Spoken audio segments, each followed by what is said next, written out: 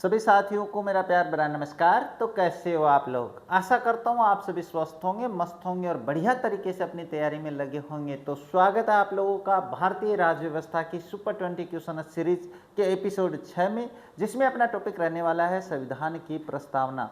और आज के इस वीडियो में हम प्रस्तावना के 20 से 25 प्रश्न वो पढ़ने वाले हैं जो आपकी एग्जाम में पक्का देखने को मिलने वाले हैं। यानी आप किसी भी एग्जाम में बैठो, आपको ये प्रश्न अवश्य मिलने वाले हैं। बढ़िया शानदार प्रश्न रहने वाले हैं। तो इस क्लास को ध्यान से बिना स्किप किए हुए कंप्लीट देखना। आपके ये प्रश्न आपको आज की इस क्लास में याद होने वाले हैं। तो अब ज़्यादा समय नहीं लेते हुए देखो, पहले शुरू कर लेते हैं अपनी आज की क्लास।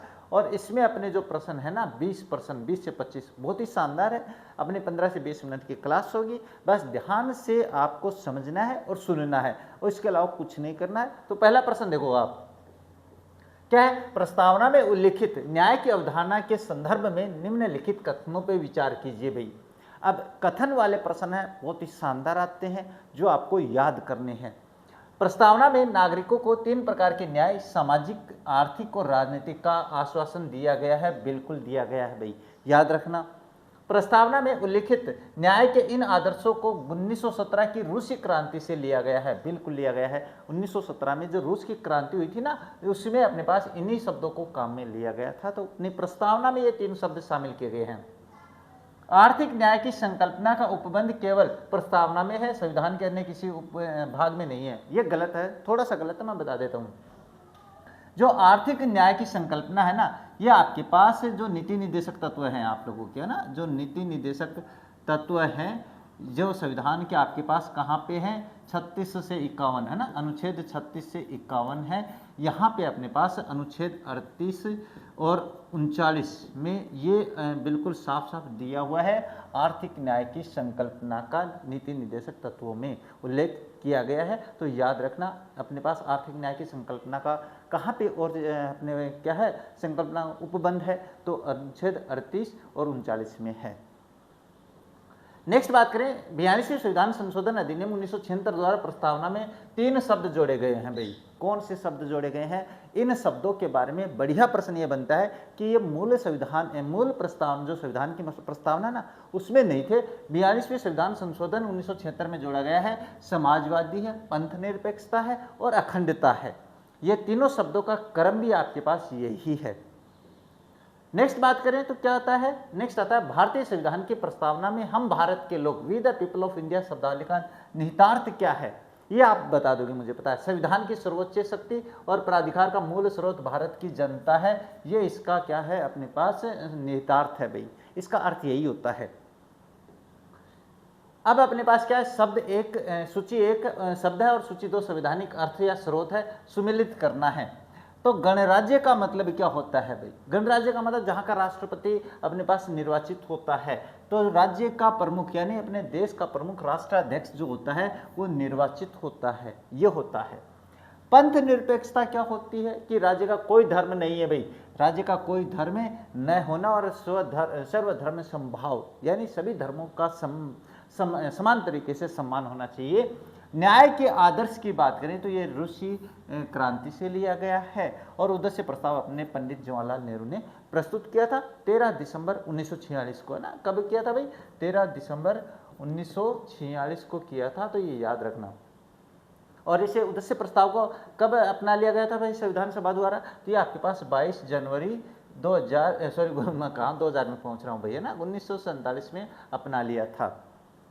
इसके बाद में बात करते हैं प्रस्तावना में संशोधन और उनकी तिथि से संबंधित कथनों पर ध्यानपूर्वक विचार करना है। और ये ध्यानपूर्वक विचार मैं क्यों करवाता हूँ? ये इसलिए करवाता हूँ क्योंकि आपके एग्जाम में बिल्कुल ऐसे प्रश्न आते हैं। तभी तो मैं कह रहा हूँ मेरी क्लास देखने के बाद में आपसे प्रस्तावना के कोई क्वेश्चन गलत नहीं होने वाले हैं। राज्य व्यवस्था की बात कर रहा हूँ मैं।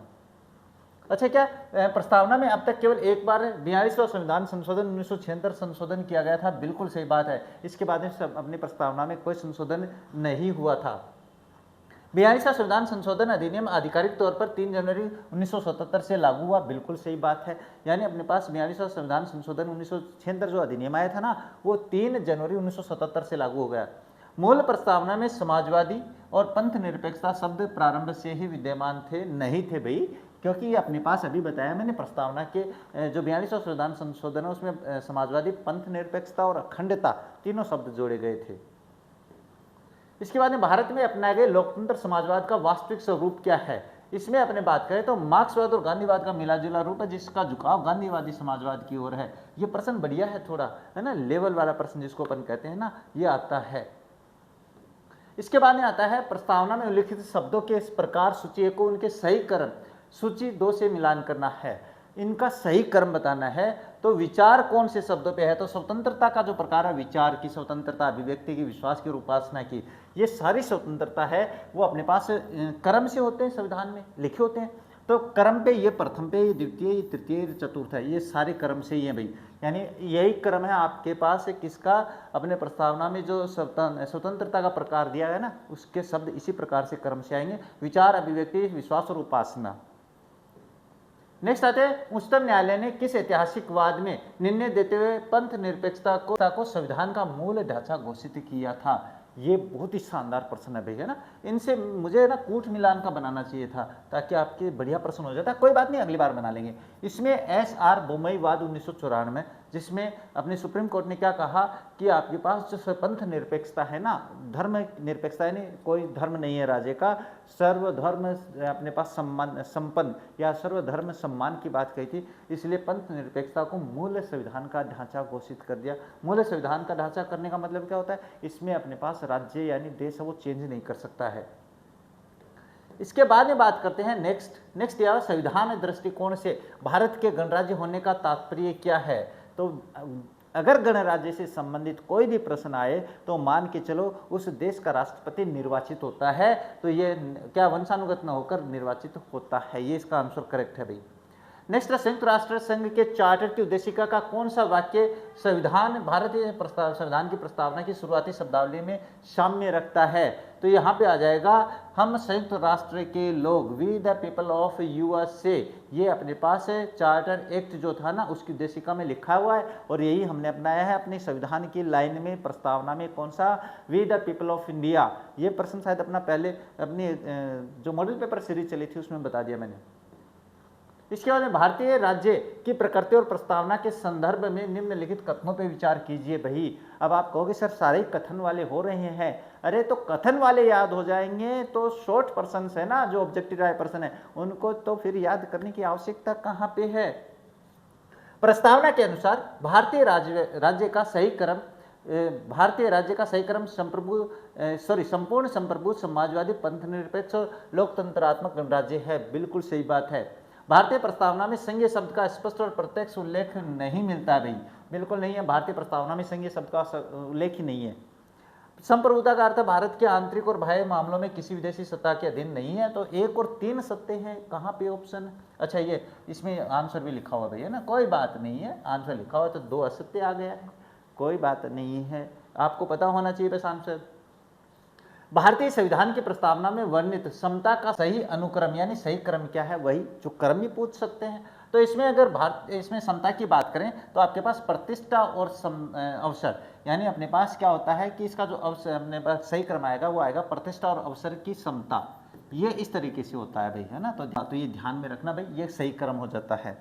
अच्छा, इसके बाद में बात करते हैं उद्देश्य प्रस्ताव और प्रस्तावना के इतिहास के संबंध में निम्नलिखित कथनों पर विचार करें। तो क्या जवाहरलाल नेहरू ने 13 दिसंबर 1946 को उद्देश्य प्रस्ताव पेश किया? बिल्कुल, यह भी बताया है। संविधान सभा द्वारा उस उद्देश्य प्रस्ताव को 22 जनवरी 1947 को सर्वसम्मति से पारित कर दिया। बिल्कुल सही बात है। Doctor B R. अम्बेडकर को उद्देश्य प्रस्ताव पेश करने के कारण प्रस्तावना का जनक नहीं कहते हैं भाई, जवाहरलाल नेहरू ने किया तो जवाहरलाल नेहरू को माना जाएगा। प्रस्तावना में उल्लिखित पंथ निरपेक्षता शब्द की भारतीय संकल्पना क्या दर्शाती है कि राज्य का धर्म विरोधी है? नहीं, बिल्कुल नहीं है। राज्य का अपना एक विशेष बहुसंख्यक राजधर्म होगा? नहीं है। राज्य का अपना कोई ये सही है भाई, है ना।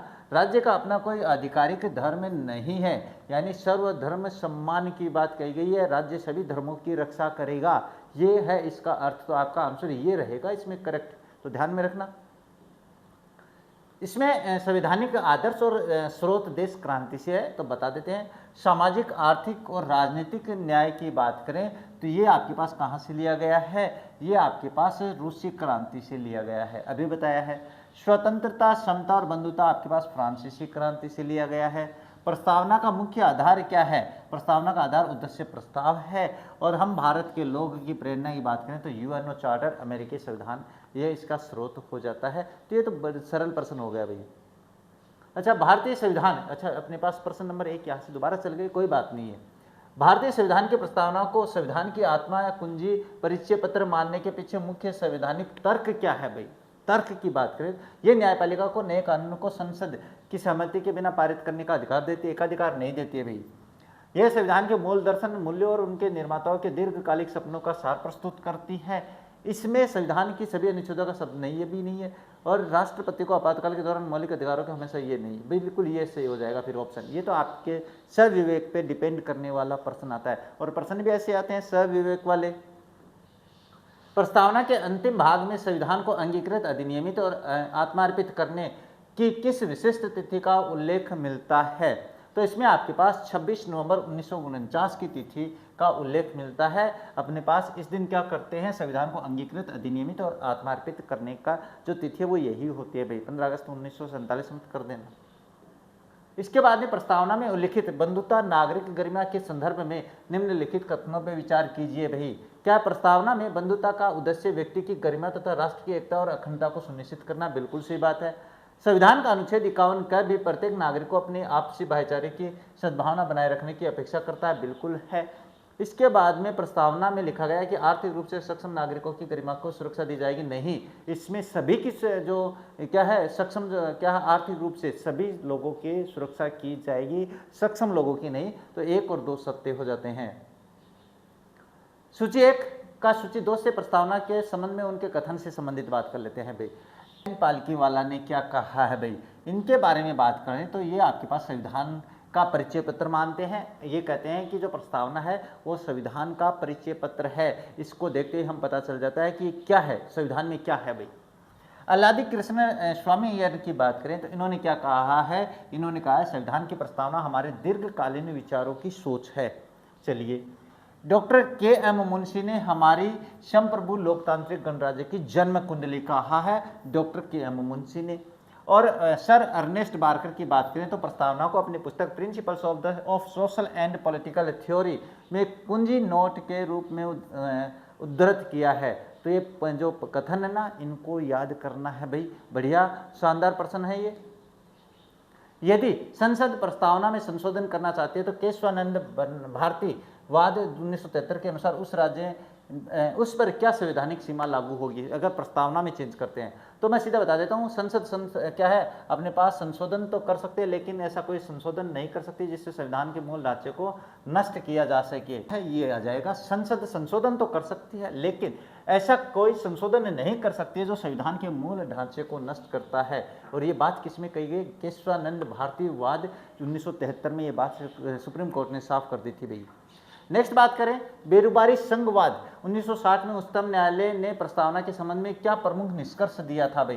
तो इसमें मैं बता देता हूँ, प्रस्तावना संविधान का अंग नहीं है, इसलिए इसमें अनुच्छेद 368 के तहत संशोधन नहीं किया जा सकता है।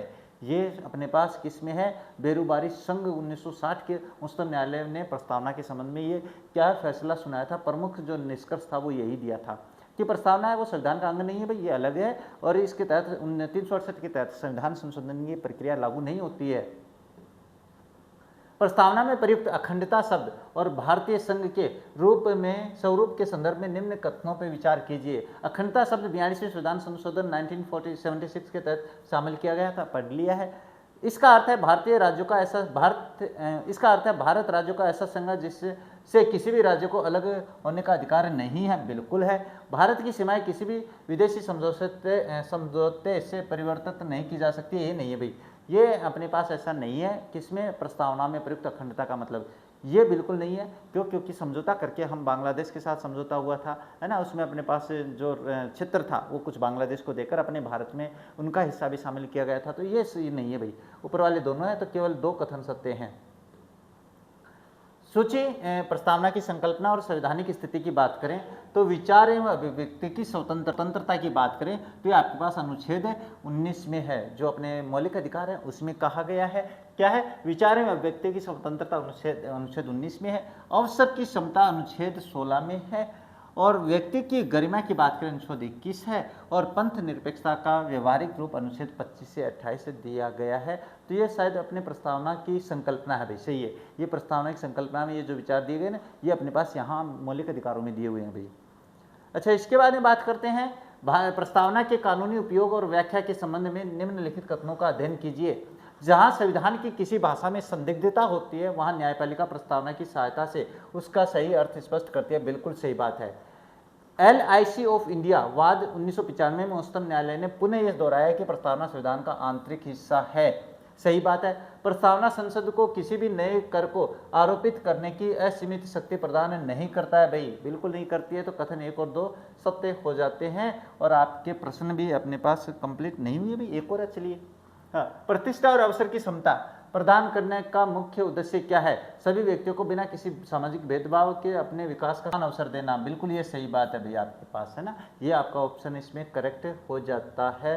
और यहाँ पे आपके प्रश्न है वो कंप्लीट अब हो जाते हैं भाई, है ना। अपने जो 25 प्रश्न होते हैं लगभग, ये 25 प्रश्न हो गए हैं और 15 से 20 मिनट की क्लास बनी है और प्रश्न बढ़िया शानदार रहे होंगे। अगर आप लोगों ने यहाँ तक क्लास देखी है तो आपको एहसास हो गया होगा। अगर क्लास पसंद आई है तो वीडियो को लाइक और शेयर जरूर कर देना। साथ ही चैनल पर नए हो तो चैनल को सब्सक्राइब कर बेल आइकन को ऑन कर लेना ताकि मेरे वीडियोज़ के नोटिफिकेशन सबसे पहले आप लोगों के पास पहुँचे। तो बस आज के इस वीडियो को कंप्लीट करते हैं, मिलेंगे आप लोगों से अपने नेक्स्ट वीडियो में। तब तक देखते रहे हमारा चैनल। जय हिंद, जय भारत।